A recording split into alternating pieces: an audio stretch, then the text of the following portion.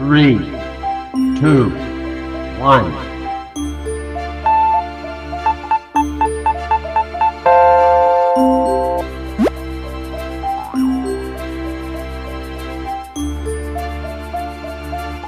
Assalamualaikum, nama saya Fatin Azahra binti Muhammad Muhyiddin.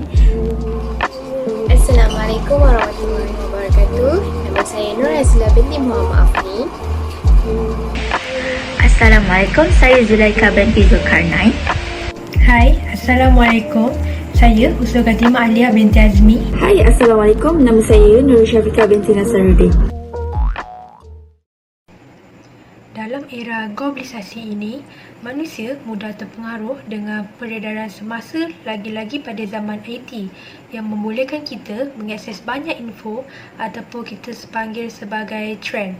Okay, dari situ kita dapat mengetahui banyak tentang budaya negara lain dan secara amnya ianya tidak menjadi masalah, tetapi apabila kita mula terikut dengan budaya itu, baik dari segi berpakaian, cara pergaulan dan lain-lain lagi, ianya menjadi salah apabila bertentangan dengan ajaran Islam. Oleh yang demikian, fenomena tabarruj juga sering dikaitkan dengan perkembangan fashion. Fashion bermaksud gaya pakaian, kosmetik, tingkah laku dan lain-lain, terutamanya yang terbaru yang menjadi kegemaran ramai. Jadi, pada video ini, kami ingin mengetengahkan fenomena tabarruj dalam kalangan wanita kerana wanita adalah insan yang lemah yang mana mereka perlu menjaga kehormatan dirinya dan batasan auratnya. Lebih-lebih lagi, sifat wanita yang ingin dirinya kelihatan cantik dan bergaya. Di samping itu, kami juga ingin menekankan cara tabarruj yang dibenarkan dari segi Islam agar wanita semua dapat memanfaatkan ilmu yang akan diperkongsikan. Selepas itu, ada di antara mereka melakukannya hanya kerana hobi. Ada juga segelintir dari mereka mempunyai niat di mana mereka ingin mendapatkan pujian di atas keterampilan mereka. Sebagai contoh, mereka berlebih-lebihan dalam berhias dan memuat naik gambar di media sosial dengan tujuan untuk mendapat pujian ataupun perhatian. Seterusnya, maksud berlebihan dalam ayat sebelum ini adalah dengan mengenakan pakaian tidak sopan, memakai alat solik yang tebal dan memakai wangi-wangian sehingga menusuk hidung dan mengganggu tumpah orang lain. Seharusnya, pakaian yang dipakai oleh wanita disyaratkan tidak melebihi objektif perhiasan, tetapi lebih mengutamakan objektif syariat iaitu menjaga aurat. Hal ini disebabkan pakaian pada prinsipnya adalah untuk menutup anggota badan supaya pandangan orang tidak tertumpu kepadanya. Oleh itu, apabila pakaian perhiasan adalah secara keterlaluan dengan pelbagai aksesori perhiasan sehingga menarik perhatian orang, maka hilanglah fungsi sebenar pakaian. Dalam pada itu, kita perlu tahu bahawa Islam tidak melarang untuk para wanita berfashion, tetapi setiap perkara yang dilakukan mestilah mengikut ajaran Islam. Justru itu, fashion dalam Islam tidak mengharamkan perkara yang baru dalam keinginan wanita untuk berhias diri, tetapi ianya menjadi haram sekiranya penampilan itu kelihatan berlebihan yang menampakkan aurat wanita di khalayak yang bukan mahram.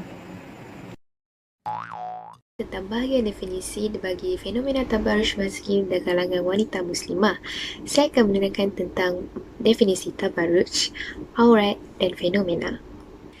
Pertama sekali, saya akan menerangkan tentang definisi tabarruj.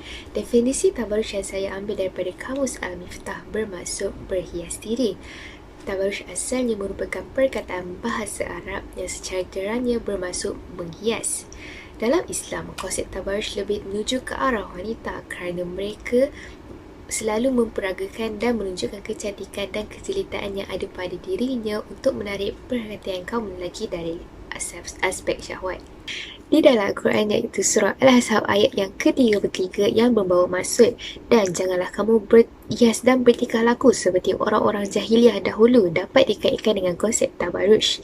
Ibnu Khatir mengulas ayat ini dengan berpendapat bahawa tabaruj wanita bermakna wanita tersebut meletakkan penutup di atas kepalanya iaitu kain selendang dan tidak mengikatnya sehingga boleh menampakkan leher dan segala perhiasannya termasuk rantai.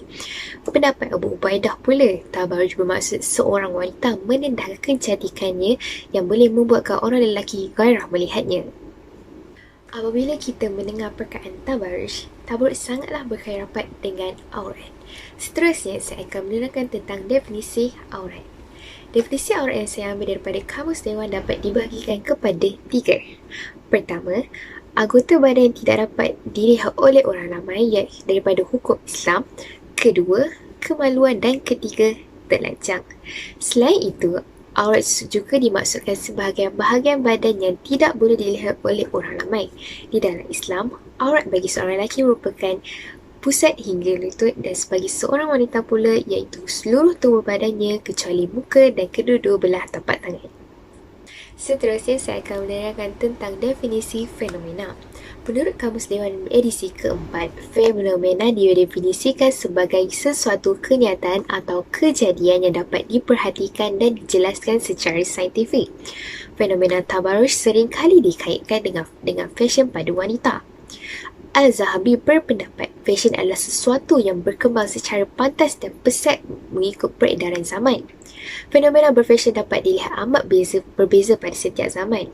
Fashion pula didefinisikan sebagai potongan pakaian, rambut dan lain-lain yang bersifat sementara dan akan berubah mengikut masa. Daripada maksud dan definisi yang saya beri sebentar tadi, dapat kita kaitkan bahawa aurat, tabaruj dan fenomena sangatlah berkait rapat dengan seorang yang bergelar wanita. Perkara-perkara ini memang tidak dapat dipisahkan daripada seorang yang bergelar wanita kerana wanita merupakan makhluk Allah yang amat mencintai kecantikan dan kadang-kadang mereka terlupa bahawa kecantikan mereka itulah merupakan satu perkara yang boleh melalaikan mereka daripada menurut perintah Allah. Selain itu, wanita merupakan seorang khalifah yang mengemari kasih sayang dan perhatian dan mereka sanggup melakukan apa sahaja untuk mencantikkan diri mereka supaya diberi perhatian. Dan dengan itulah tamatnya pembentangan saya untuk kali ini. Pembentangan ini akan diteruskan oleh ahli kumpulan saya untuk bahagian seterusnya. Sekian, terima kasih.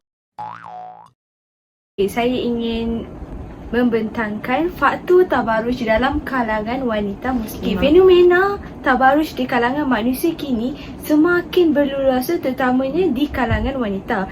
Terdapat pelbagai faktor yang mendorong seseorang wanita berhias dan bersolek berlebih-lebihan sehingga menyebabkan ia dipandang lebih teruk daripada zaman jahiliah dulu.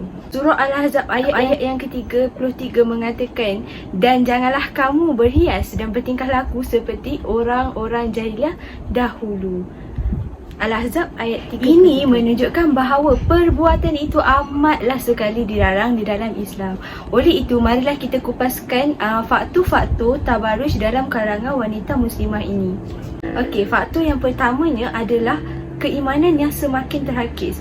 Pada waktu kini, tidak mudah untuk kita sebagai seorang umat Islam untuk melawan nafsu, untuk teguhkan iman supaya terus berada di jalan yang benar.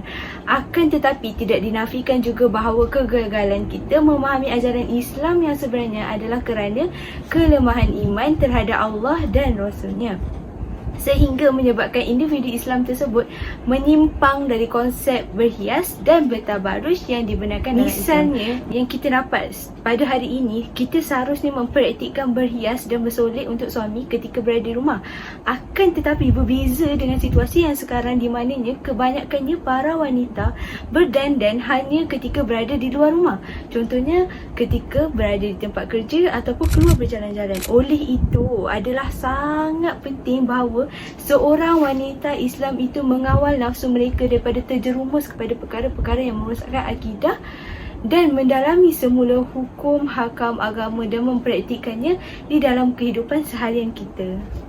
Okey, faktor yang keduanya pula adalah didikan dan asuhan yang diterima. Kesan yang mendalam ke arah menentukan sikap, perspeksi dan hala tuju kehidupan seseorang wanita itu adalah daripada didikan dan asuhan yang diterima. Seseorang wanita itu tidak cenderung kepada berpakaian yang mendedahkan aurat walaupun ketika dewasa jika mereka telah dididik dan dilatih daripada kecil untuk sentiasa berpakaian sopan. Sama konsep dia seperti kalau kita tidak memberikan pendedahan yang lebih awal dan penekanan tentang pentingnya memelihara batas-batas dalam berhias dan bergaul, pastinya ramai yang terlibat dalam amalan yang mendatangkan dosa dan kemaksiatan. Oleh sebab itu jugalah ada peribahasa mengatakan melentur buluh biarlah daripada rebungnya, kerana ini menunjukkan bahawa sikap peribadi seseorang itu akan terbentuk dengan asuhan yang mereka peroleh ketika kecil lagi. Tambahan pula sabda Rasulullah telah mengingatkan kita yang bermaksud dosa paling besar yang akan menimpa ibu bapa di akhirat nanti ialah dosa membiarkan anak-anak mereka jahil dan buta agama. Oleh itu, dengan memberikan didikan agama yang mencukupi di rumah dan juga sesekolah, seseorang wanita itu akan mendapat bekalan untuk hadapi cabaran terutamanya berkaitan gejala-gejala yang meruntuhkan akhlak dan moral pribadi seseorang Muslim. Faktor yang ketiga pula adalah pengaruh rakan. Oleh itu, penting untuk setiap wanita dalam pergaulan seharian menetapkan prinsip dan ketahanan diri yang tinggi. Berbalik semula kepada tujuan bergaul dengan rakan-rakan, hendaklah terarah untuk sama-sama melakukan kebaikan dan menjauhi kemungkaran seperti yang Allah SWT perintahkan kepada kita. Keempatnya adalah pengaruh media. Khususnya di barat, agenda utama penyiaran adalah untuk mendekatkan kita dengan budaya yang mengganggu seperti hiburan murahan yang dianggap trend terkini. Okey, tambahan pula di platform media sosial ini terdapat ramai orang yang berpengaruh yang dikenali sebagai influencer yang telah mendedahkan rahsia kecantikan mereka. Dan oleh kerana itu jugalah ramai yang terpengaruh dan ramai juga wanita yang telah dihasut dan tergoda pembedahan plastik, botox dan juga vitamin C. Secara umumnya Islam memang menggalakkan kita umat dia untuk menjadi cantik dan bersih, akan tetapi tidak sampai ke tahap kufur dan mengubah ciptaannya. Ini menunjukkan bahawa kita tidak reda dan menghina ciptaannya. Sedangkan Allah SWT telah menjadikan kita sesempurna yang mungkin. Assalamualaikum, saya Zulaika binti Zulkarnain. Kesan-kesan tabaruj dalam kalangan wanita Muslim. Terdapat banyak perkara yang wanita Muslim lakukan dalam tabaruj. Pertama, menggunakan produk kecantikan secara berlebih-lebihan. Zaman sekarang, wanita terlalu obses untuk mendapatkan kulit yang cantik, licin dan bersih, sehingga mereka melupakan kesan yang akan kena dekat pada diri mereka. Dan mereka sanggup berhabisan banyak wang ringgit untuk mendapatkan kulit yang cantik. Tetapi mereka tidak mengkaji terlebih dahulu kandungan yang terdapat dalam produk kecantikan tersebut. Terdapat banyak jenis produk kecantikan yang mengandungi bahan-bahan kimia yang terlarang dan boleh menyebabkan kerosakan kulit seperti kulit kusam, berparut, berjerawat dan berkedut. Walaupun ianya tak beri kesan pada masa sekarang, tetapi ia akan memberi kesan pada masa akan datang. Selain itu, kesan sampingan boleh menyebabkan kerosakan pada hati, jantung dan darah serta boleh mendapatkan kanser. Yang kedua, menggunakan botox dengan bertujuan kecantikan. Zaman sekarang ramai juga yang menggunakan botox bagi tujuan mencantikkan, tetapi ianya haram kerana mengubah ciptaan Tuhan. Apa yang berubah apabila memakai suntikan botox ni? Kulit akan menjadi tegang, muka akan menjadi cengkung dan bibir akan menjadi bengkak macam Angelina Jolie. Selain itu, bahan yang terkandung dalam suntikan botox adalah daripada khinzir dan ianya haram untuk dipakai. Tetapi ada setengah mengatakan ianya tidak haram apabila memakai suntikan botox yang mengandungi bahan-bahan yang disahkan sahaja. Tetapi kita janganlah guna botox untuk mendapatkan lagi cantik kulit muka dan bentuk muka. Ianya akan memberi kesan terhadap badan kita dan diri kita sendiri, iaitu menyebabkan kelopak mata jatuh dan pendarahan atau lebam di bahagian suntikan dan boleh terkena jangkitan seperti selsema. Perkara ketiga yang wanita gunakan dalam tabaruj ni adalah mencukur kening, rambut dan menanam bulu mata bagi tujuan kecantikan. Ramai wanita pada zaman sekarang ni membuat cara mencukur kening bagi tujuan kecantikan, bukan untuk kekemasan, dan itu adalah haram. Tetapi jika kening seseorang tersebut boleh menggunakan keaiban daripada diri dia, maka boleh untuk mencukur kening bagi kekemasan, tetapi tidak boleh niat dengan kecantikan. Bagaimana pula dengan menanam bulu mata? Menanam bulu mata adalah sesama sekali haram. Boleh menjejaskan pada diri kita juga, seperti kelopak mata akan menjadi berkudis dan terkena jangkitan mata. Seterusnya, air wuduk tidak dapat mengalir ke atas permukaan kulit kita ni. Jadi, bila kita solat memang tak sah untuk apabila kita memakai bulu mata yang kita tanam ni. Sebab kenapa tidak sah? Kerana gam yang melekat pada kulit kelopak mata kita tersebut. Perkara keempat yang wanita gunakan dalam tabaruj adalah memakai tudung tetapi nampak leher. Bila memakai tudung, semestinya lah kita untuk menutup aurat, bukannya untuk mendedahkan diri. Tetapi pada zaman sekarang ni, ramai wanita yang mengikut trend seperti memakai tudung nampak leher dan telinga. Allah Subhanahu Wa Taala telah memerintahkan wanita untuk menutup aurat dan memakai tudung bagi menutup rambut, kepala, telinga dan lehernya daripada dilihat oleh orang lain. Maka berdosa seseorang tersebut jika membuka aurat dan menunjukkan aurat mereka terhadap orang lain. Selain itu, kesan apabila wanita tidak menutup aurat boleh mengundangkan nafsu lelaki apabila melihat kulit wanita tersebut dan rambut wanita tersebut. Perkara kelima yang wanita lakukan dalam tabaruj. Wanita memakai emas secara berlebih-lebihan. Tapi pada zaman sekarang, ramai wanita yang membeli emas tebal-tebal dan post di media sosial bagi tujuan menunjuk. Jadi sangat terlarang bagi mereka memakai emas bagi tujuan menunjuk-nunjuk. Perkara ini perlu dielakkan bagi mengelakkan penyakit hati seperti iri hati dan dengki terhadap nikmat yang dimiliki oleh orang lain. Seterusnya, benda ini perlu dielakkan kerana bagi mengelakkan kejadian rompakan dan beragut emas.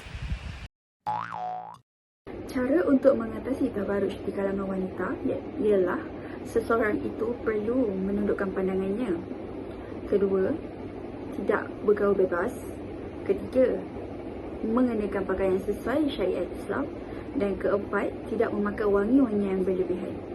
Seperti yang kita tahu, mata kita adalah anugerah yang terindah yang diberikan oleh Allah Subhanahu Wa Taala untuk hamba-Nya. Jadi kita sebagai hamba-Nya, kita perlu menjaga dan memeliharanya dengan baik dan elakkan daripada melihat benda-benda tak baik dan boleh merosakkan. Islam juga telah mengajar kita untuk menghindarkan diri daripada dosa, maksiat atau bahaya-bahaya yang lain. Pembentukan penjagaan Islam ini terdiri dari penjagaan akidah, akal, harta, jiwa dan juga menjaga keturunan. Selain itu, sebagai seorang muslimah yang baik adalah yang boleh menahan pandangannya. Perhiasan paling mahal bagi seorang muslimah ialah rasa malu. Maka seorang muslimah jadi fitrahnya dan menundukkan pandangannya agar dapat menjaga rasa malunya apabila Allah Subhanahu Wa Taala melarang wanita untuk membuka auratnya di depan lelaki ajnabi. Selain itu, Allah Subhanahu Wa Taala memerintahkan agar lelaki juga menjaga pandangannya. Ianya bererti Allah Subhanahu Wa Taala ingin menjaga kehormatan wanita itu sendiri. Manakala hikmah menundukkan pandangan dan memelihara aurat bukan sahaja daripada diri sendiri, bahkan kepada orang lain juga. Selain itu, wanita juga tidak terlalu bergaul bebas. Pergaulan bersama lain jenis adalah tidak dilarang sama sekali. Tipulah jika dekat dunia ini kita tidak mempunyai interaksi antara lelaki dengan wanita, betul. Tapi pergaulan antara lelaki atau bebas secara berlebih-lebihan adalah Dilarangkan kerana seseorang wanita Islam perlu menjaga imej sebagai seorang wanita. Ianya kerana tidak mahu menimbulkan fitnah jika pergaulan itu berlebih-lebihan. Sebagai contoh, wanita zaman kini banyak yang telah mengikut cara barat bergaul hinggakan mereka membuatkan pergaulan itu biasa. Selain itu, wanita yang bertudung juga perlu menjaga batasnya bersama kawan lelaki. Contoh, berpegang-pegang tangan, bergurau lebih-lebihan sehingga kan boleh menimbulkan fitnah. Sebagai seorang umat Islam, kita perlu bangga dengan identiti kita sebagai seorang Islam kerana ia menjauhkan kita daripada membuat perbuatan zina. Selain itu, mengenakan pakaian sesuai syariat Islam, seseorang wanita yang solehah perlu memakai pakaian bersesuaian mengikut syariat Islam. Pakaiannya perlulah menutup seluruh tubuh badan, tidak menampakkan rupa bentuk badan, tidak nipis hingga menampakkan kulit badan. Selain itu, mereka perlulah berpada dalam mengikut trend zaman kini seperti tidak memakai pakaian menonjolkan. Sebagai contoh yang kita boleh lihat di media sosial seperti TikTok, Instagram dan Facebook dan lain-lain lagi. Mereka memakai pakaian terlalu ketat sehingga boleh menampak bentuk tubuh badan. Perkara begini yang kita sebagai wanita perlu mengelakkan supaya tidak menimbulkan fitnah dan tidak menjolokkan mata orang di sekeliling, terutamanya lelaki. Ini kerana kebanyakan wanita kini sudah lagi tidak berbangga dengan Islam kerana mereka lebih mengidolakan budaya barat sehingga mereka lalai dan tidak menjaga aurat. Pemakaian tudung juga hanya lebih kepada fashion dan trend. Sebaiknya seseorang muslimah hendaklah berpenampilan yang sopan dan sederhana, baik dalam berjalan dan berbicara.